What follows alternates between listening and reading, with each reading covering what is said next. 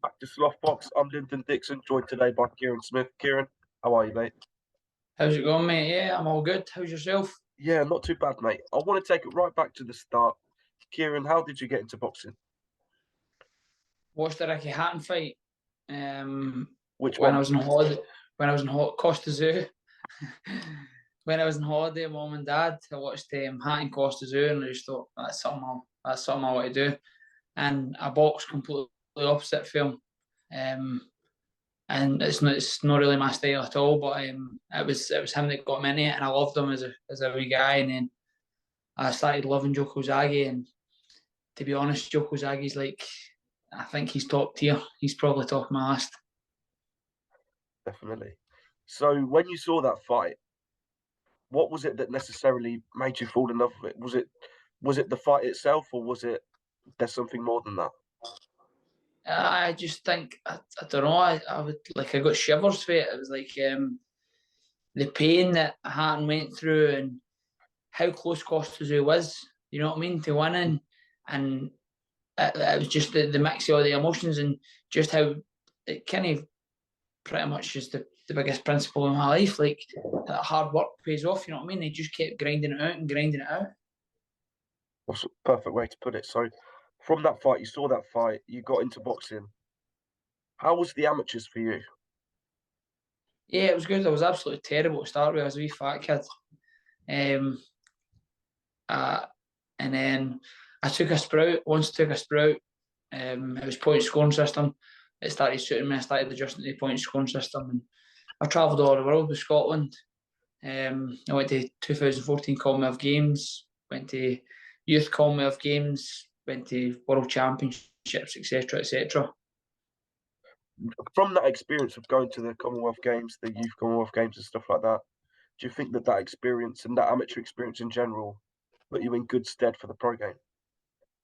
Yeah, definitely. Everybody says it's two completely different games, but I was sparring professionals as an amateur.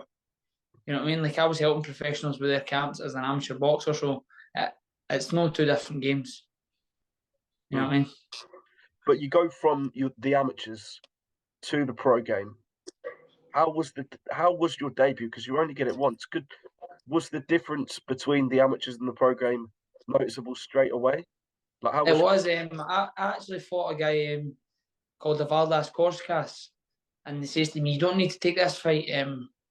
He says he's good. He says he's not a journeyman. He was like, I think he was 2-1 at the time, and I looked at one of his fights, and he'd got robbed, and he's a kid who would fight anybody, and he was on the road. I actually fought him again for my WBC title, because he was on a winning streak. He knocked out. I can't remember. He knocked out a half decent name. Denton Vassell. He knocked out Denton Vassell for the English title. I'm sure it was a Southern Area title or something like that. One of the area titles or something like that. But I was actually sick for a week before my debut, so I couldn't train. I wasn't even in the gym. I was absolutely hammered with the flu. Got in there. Korskas hit me the first round. I was like, fuck, right. This is a small gloves, you know what I mean?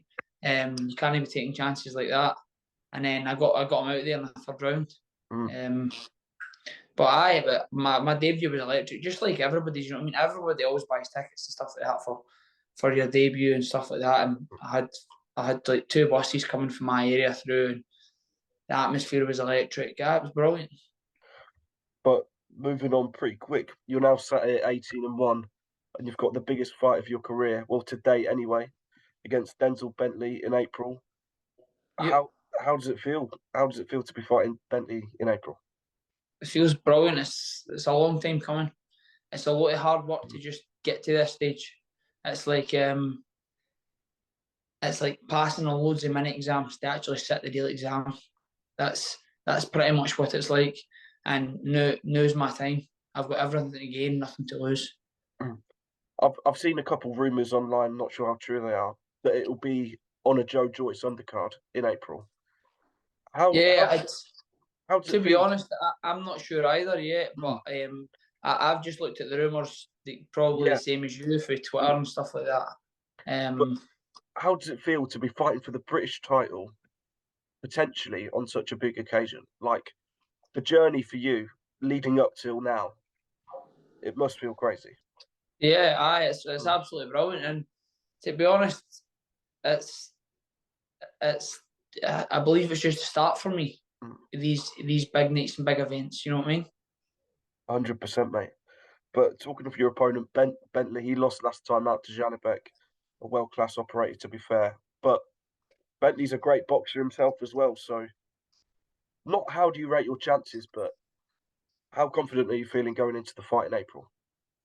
Oh, I'm massively confident. Janibek exposed how to beat him, and it's boxing.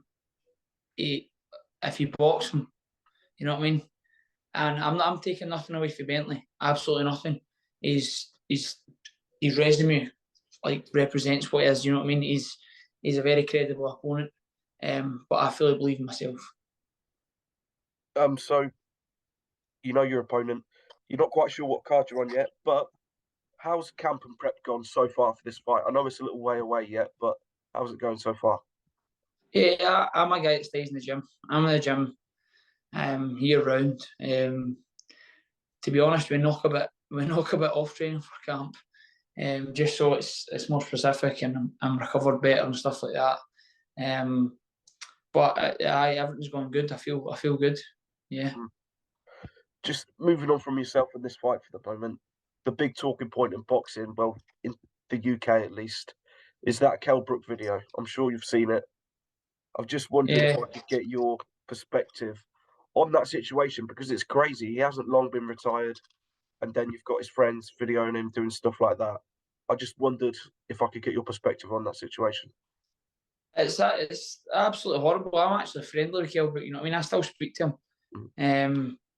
and it's disgusting what people will do to earn a bit of cash. I mean, telling stories like that to people.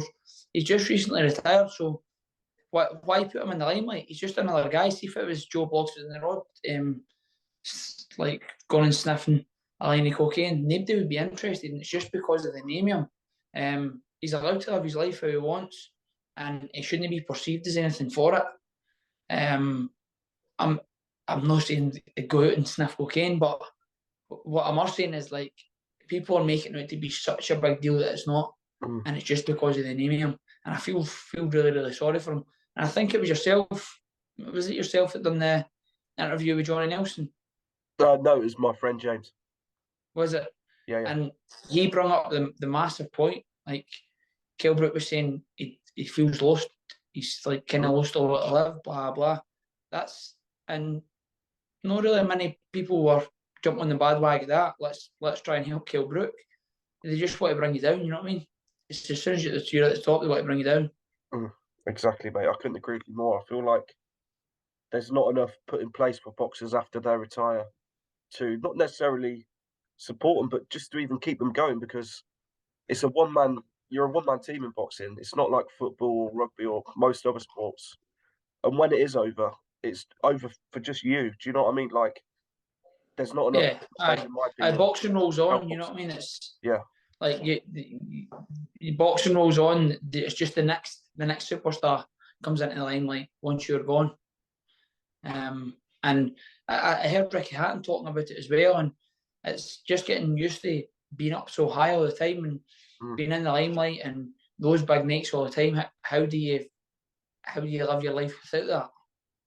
exactly. And I think it's something that should probably like be looked at and like help and probably when fighters get to a certain level they should have to go and see a mind coach or something like that to say like this isn't going to last forever.